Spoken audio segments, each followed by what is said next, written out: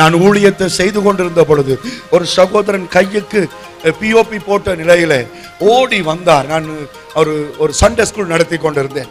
அப்பொழுது வந்து அவர் சொன்னது, பாஸ்டர் தம்பி, எனக்கு நீங்க உதவி செய்ய வேணும். அப்ப நான் கேட்டேன், என்னத்துக்கு உதவி செய்யணும்னு சொன்னபொழுது அவர் சொன்னார், நான் காண்டம் வாசித்தேன்.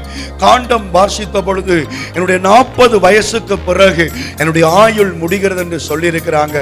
ஆண்டவர் எனக்கு ஏதாவது உதவி செய்வாரா? நான் சொன்னேன், நிச்சயமா இயேசு உதவி செய்வார். இந்த காண்டத்தில் உங்களுக்கு 40க்கு பிறகு ஆயுள் இல்லாம இருக்கலாம், ஆண்டவர் ஆயுளை கூட்டி கொடுப்பார், இந்த கவலையை மாற்றுவார் என்று சொன்னேன். எனக்கு அருமையானவர்களே, 40ஐயும் தாண்டி ஆசீர்வாதமாய் வாழ கர்த்தர் உதவி செய்தார். அல்லேலூயா. இன்றைக்கு நான் பிரசங்கித்துக் கொண்டிருக்கிற இயேசு ஜாதகங்களை மாற்றுகிற தெய்வமாய் இருக்கிறார், குறிப்புகளை மாற்றுகிற தெய்வமாய் இருக்கிறார், பலாபலன்களை மாற்றுகிற தெய்வமாய் இருக்கிறார், சாப கட்டுகளை உடைக்கிற தெய்வமாய் இருக்கிறார்.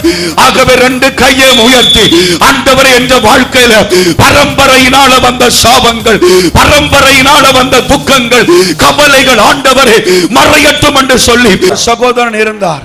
அருமையாக கர்த்தரை தேடினார். அதிகாலை 5 மணிக்கு ஜெபம், அதிகாலை 5 மணிக்கு ஜெபம் என்று சொன்னால் அவர் வேலைக்கு வந்துடுவார். ஒரு குறிப்பிட்ட காலத்தில் அதிகாலை 5 மணி ஜெபம் நான் நடத்தினேன். அப்பொழுது இங்கே இல்லை, அவர் என்ன செய்வார் என்றால் எல்லா விசுவாசிகளுக்கு முன்னுக்கு அவரை வந்து நிற்பார். அப்படிப்பட்ட அருமையான சகோதரன். ஆகவே கர்த்தர் அவரை ஆசீர்வதிச்சார். அவரை கர்த்தர் வெளிநாட்டுக்கு அனுப்பினார், பெரிய தேசத்துக்கு அனுப்பினார். அந்த பெரிய தேசத்துக்கு போன பொழுது கர்த்தரை மறந்தார், குடிச்சார், வெறிச்சார், குடியினால ரோட்டுக்கு வர ஆரம்பித்தார். அந்த நாட்டு அரசாங்கமே இவருடைய குடியின் தொல்லை தாங்க முடியாமல் காட்டை கேன்சல் பண்ணி மறுபடியும் ஸ்ரீலங்காவுக்கு அனுப்பினாங்க. இலங்கைக்கு வந்தார், குடிய விடவில்லை, வெறிய விடவில்லை, குடிச்சு வெறிச்சு வெத்துலபாக்க போட்டு எல்லாம் செய்து கொண்டிருந்தார். ஆகவே அவருடைய மனைவி எனக்கு போன் பண்ணி சொன்னார், நீங்கள் ஒருக்கா வந்து இவருக்கு புத்தி சொல்லுவீங்களா, இவர் இந்த பாவத்தை விடுறாரு இல்லையண்டு. நான் போய் நேர கதைச்சேன், நீங்க எப்படிலாம் ஜெபிச்சீங்க, எனக்கு உங்களை சின்னலேருந்து தெரியும், ஏன் இப்ப இப்படி பாவம் செய்றீங்க? அவர் சொன்ன, என்னால விடையில்லாம இருக்கு, நான் செய்து கொண்டா இருப்பேன்னு சொன்னார். நடந்தது என்ன தெரியுமா? அவருடைய இளம் பிள்ளை பெடியன், இளம் வாலிபன், ஒரு நாள் தகப்பன் வீட்டில் இருக்கும் பொழுது தின்னோடு அங்க தலையால நடந்து வந்தான். அல்லேலூயா. தலையால அவன் டின் குடிச்சு கொண்டு வந்தான். அந்த அளவு வரி.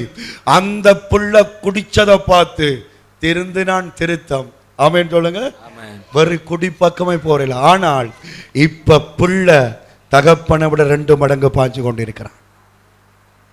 சகோதரங்களே, சகோதரிகளே, பரம்பரை சாபங்கள், பரம்பரை கட்டுகள், அசுத்தாவியினால் உண்டாகிற வினைகள், ஊழ் வினைகள் எல்லாம் விலக சிலுவையிலே இயேசு ஜீவனை கொடுத்தார். எல்லா ஊழ் வினைகளையும் மாற்றும்படி